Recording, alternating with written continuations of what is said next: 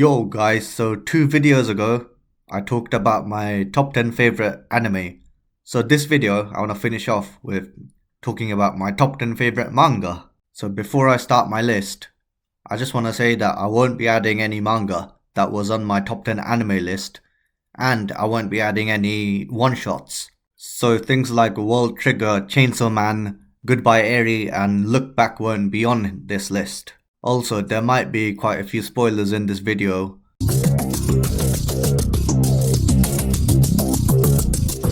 So at number 10 we have Dandan. Okay, so before I start, there's two types of story structures that I really like. I think most people are familiar with this general story structure, right? Where you have the world building and stuff here, the introduction to the antagonist, and so on. But Dandan is definitely structured quite differently. So we start off with a very small intro with a little bit of world building, but then it goes straight into the fight. No fucking around. And notice how I drew a long flat line at the top over here. That's because the intensity stays quite high for pretty much most of the story. You do get 1 or 2 chapters of quiet moments after each arc, but it doesn't really give you that much of a break. But those 1 or 2 chapters after each arc is one of the most important things about Dandan, because that's where all the hard-hitting moments and the character development happens. And I'm not gonna spoil much because as of this recording, the anime was announced just yesterday. So I'll just use an example from Chainsaw Man, which follows pretty much exactly the same formula. And it makes sense because the author of Dandan was the assistant of Fujimoto. So he was exposed to his genius. So think of moments like the Chupa Chup scene and Kobeni's apology. And the high intensity moments of Dandan is even more intense than Chainsaw Man, which is fucking insane. And some of the panels just deserve to be in a museum, which is mental because the chapters are being made weekly.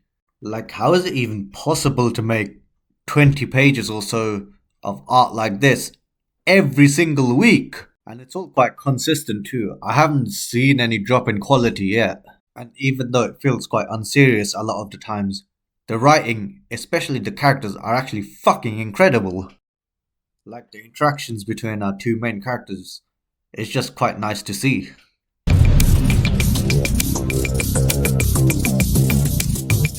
At number 9, we have Pokemon Adventures, which by the way is very different from the anime, and even though the story is different, it's much closer to the game than the anime. I've only read from Red Arc to Emerald Arc, but I think this is probably the best Pokemon media besides fan games such as Reborn, Rejuve, Deso and Ashen Frost. And what I really like about this is that each arc is separated by the game protagonists, and even though each arc has a different story, they're still in the same world. So characters in previous arcs show up in future arcs, and instead of a shitty NPC mentioning it once, they actually implement the actual history of Pokemon. So for example, the Great Pokemon War was mentioned several times in Vermilion City, but it was complete and utter pointless information from the games. But in the manga, it's a major plot point about Lieutenant Surge, who is one of the main antagonists of the first arc. And speaking of wars, this manga is quite dark compared to the game and the anime. I mean, we literally see an Arbok getting fucking sliced in half. Anyways, if you're a Pokemon fan and looking for a great adventure story, I highly recommend this.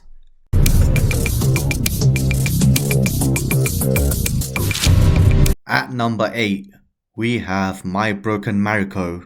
Okay, before I start talking about this, if you're not in the right headspace, I do not recommend you read this. But other than that, I highly recommend this because not only is it short, it's like 5 chapters or something, but it's one of the most powerful pieces of media I've ever read. It's about this girl that commits suicide, so her best friend, who's the main character, steals her ashes from her abusive dad and goes on a journey with it. And what I like about this manga is that even though it is quite depressing, it is not over the top edgy. There's quite a few comedic moments that balance out the serious mood and topic. and it also gives the main character more depth to her character. And while the art style might be hard to get used to, it allows for these comedic and depressing moments at the same time. I mean, just look at this panel, man.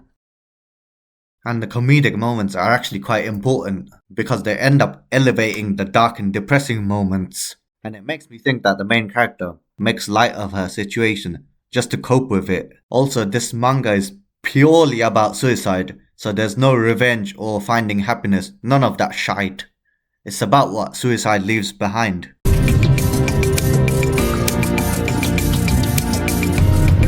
At number 7, we have Soul Eater. Guys, remember when I talked about the specific story structure of Dandan? Well, Soul Eater also has a certain structure, which is very different from Dandan but equally as good. Okay, let's look at our trusty graph again. Okay, can you guys see all of this part? Wait, hang on. All of this part. So forget about that, man.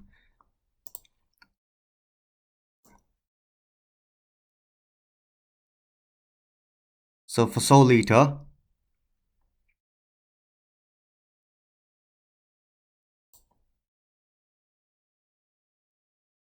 all of this part is gonna be the character building and the world building, right? So it takes quite a long time to set everything up.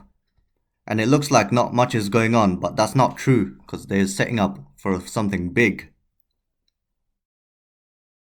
And after all that setup's done, it goes like this. So it just shoots up like that, turns insane, and it's just non-stop insanity from there. Just non-stop. And then at the end it just shoots back down when everything's finished.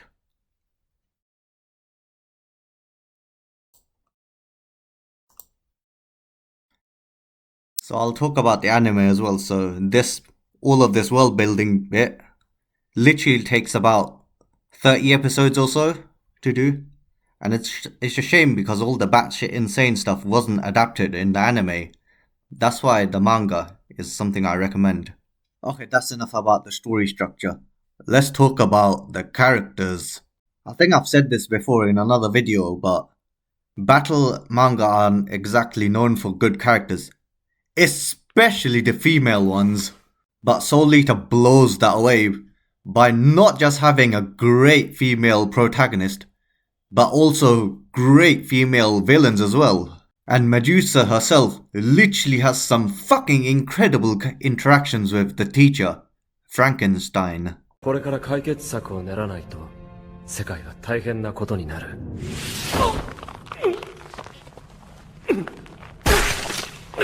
シェイ！くそ！あなたのこと愛してるのよ。ふざけるなよ。あんたは俺と同じだよ。愛なんてわかるはずがないでしょ。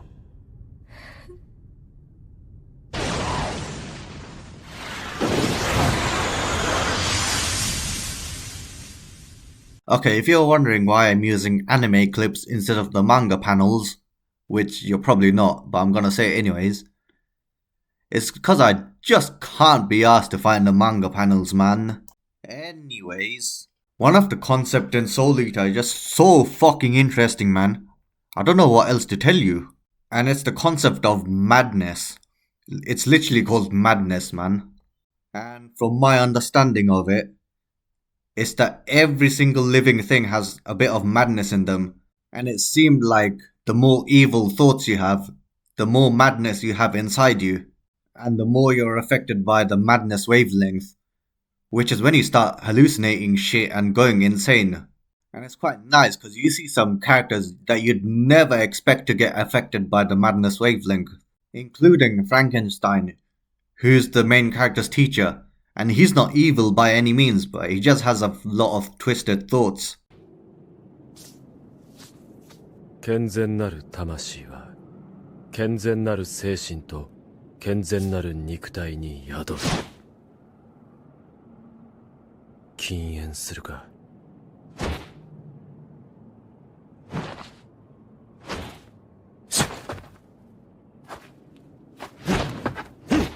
精が出るわね。恐怖心をなくすのは無謀なこと。これも渋線の教えでしょ。人に嫌われたくないからいい人間になる。強い人間になりたいから勉学に励み力を求める。恐怖心が規律を作る。だけど恐怖の数の方が実際の危険の数よりはるかに多いものよ。恐怖の目で未来を見るのはあまりに危険だわ。現に渋線は有能な人材を集め力を持ちすぎている。現状維持の規律を守るためにね。それは絶対的な神の規律だ。たとえ神でも何かを主張し行動を起こせば矛盾が生まれる。この世が現実である限りなら、守りの盾より攻めの矛を私は取るわ。それはあなたも同じでしょ。ねえねえ、シュタイン。I mean, this concept is definitely more relevant further on in the manga, way past the anime.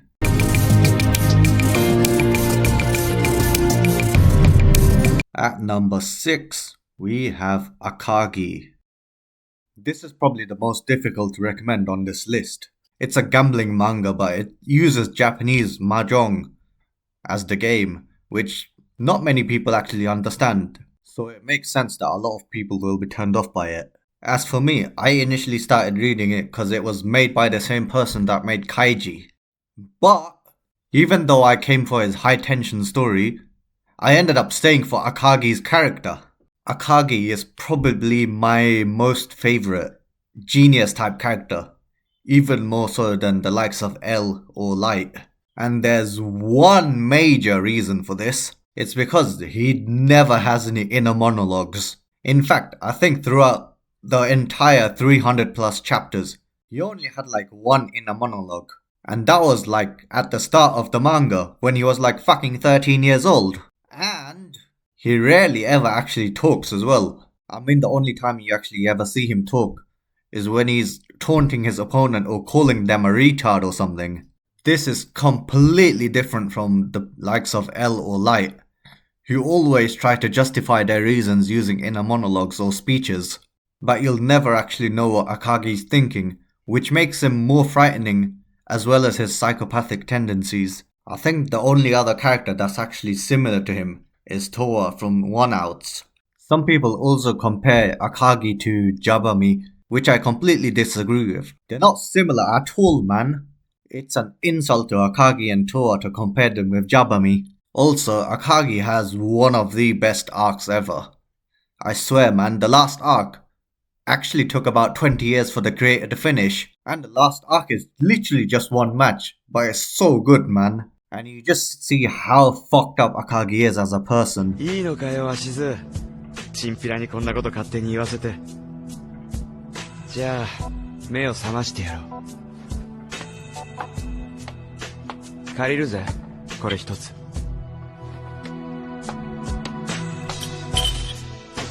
一体何を？おい！赤木、何をする？それはお前の血、戻す血だろう。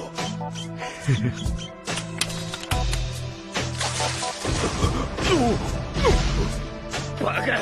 何やってんだ！汚ねえぞ。いくら洗ってある洗面器だって赤木。関係ねえ。関係ねえって。おい。つまりこういう話だ。何？バカ！すぐ拾うんだ！バ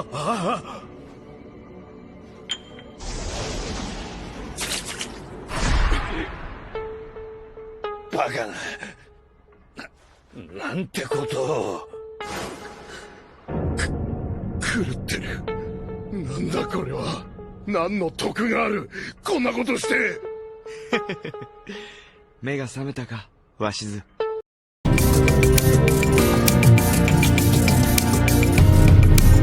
At number 5, we have Billy Bat. Honestly, I don't think I need to say much about this.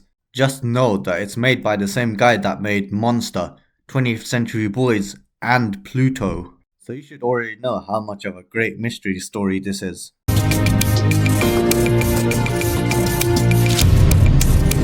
Okay, just like Broken Maro, this next one's not for those that aren't in the right headspace. And it is She Doesn't Know Why She Lives, also known as Depression, the manga. It's about the daily life of a 25-year-old woman with severe depression, and it's quite raw because there's no distractions or subplots or anything like that. Like, it doesn't justify how or why she has depression, she just has it, and it shows how it's affecting her life in the present. And the best thing about this manga is that it is not over the top, so it feels like you're looking at the life of a real person. It's also just really fucking short. Literally takes about 20 minutes to finish.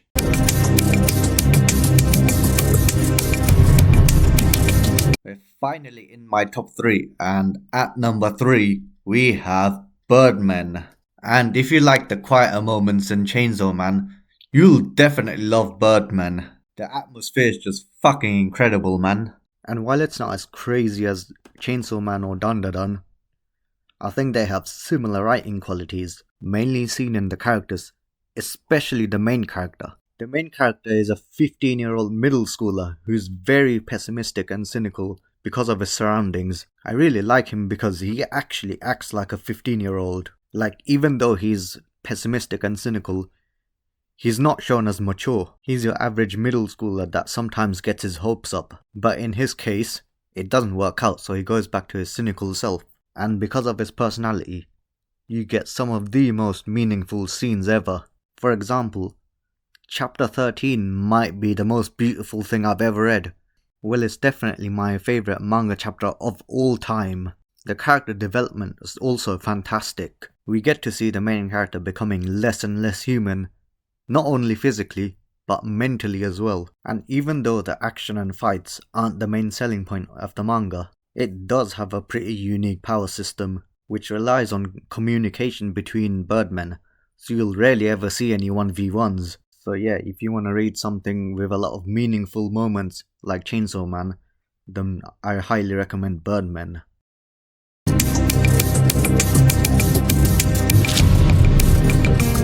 At number 2 we have Dorohedoro. Dorohedoro is what you would call an actual experience. I mean, who needs drugs when you have Dorohedoro? If you're someone that just wants to have fun without thinking too much about the story, then this is the right fucking manga for you, man. That's not to say that it doesn't have a story or that it's bad. The story is still fucking incredible.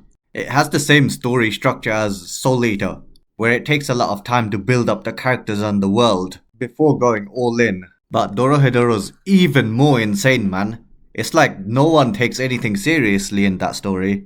And it's an incredible feeling because there's a clear contrast between the world and how the characters act, where the world is quite rough but the characters don't act seriously. But it's actually done quite well because they built the characters and the world for like the first 36 chapters, and then after that it's just non-stop. Like, you will not get a single fucking break until you finish the manga. And it's even more crazy than Soul Eater because all the characters are just so fucked up. Like, there's not a single normal person in their world. Like, even the most normal people in their world would not hesitate to murder someone right then and there. But even though all the characters are so crazy, you get some of the best pair dynamics ever. Most of the characters move in pairs, and their dynamics are just something else, man. And don't even get me started on the art style, man. The author's gritty art style just fits the story so much.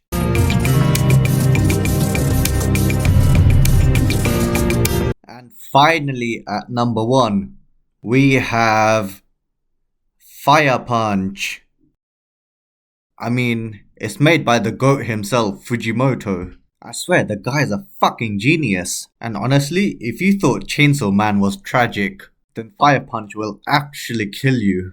And just like a few other manga on my list, I do not recommend you read this if you're not in the right headspace. It deals with some pretty serious and taboo subjects, such as gender dysphoria, incest, and nihilism. But it has every quality from Chainsaw Man as well, such as the crazy characters and their interactions, as well as the paneling, and how it makes it feel like you're watching a movie. But unlike Chainsaw Man, which is usually high intense, with some quiet moments in between, Fire Punch is the complete opposite.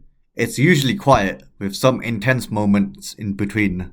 Anyways, thanks for watching guys, and here's some honorable mentions.